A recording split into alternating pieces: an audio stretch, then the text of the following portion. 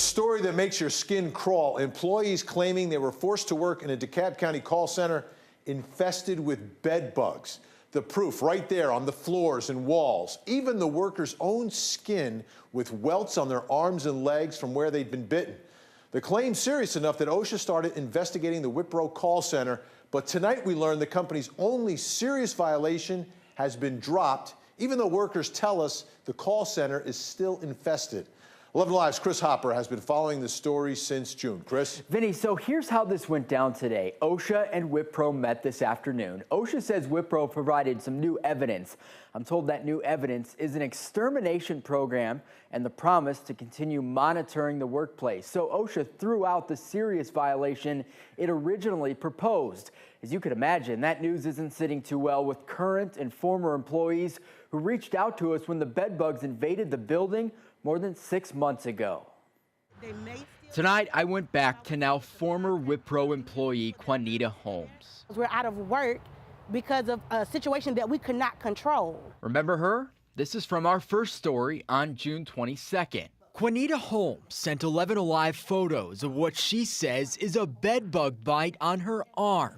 We're at work 8 hours a day and we're getting munched on all day. You know, it's uncomfortable. It puts you in a very uncomfortable situation. 6 months later, she shows me her termination letter from Wipro. The cause? Violation of attendance policy. We had bad attendance because we did not want to be at work.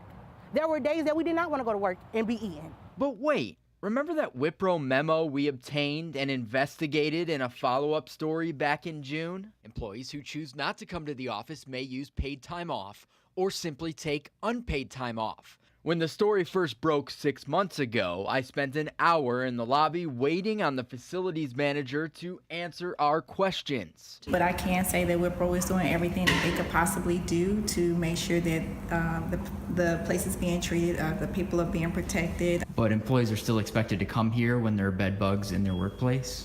Well, again, you will have to speak to my management team in reference to that. Tonight, Holmes says many of her former coworkers have since quit or been fired.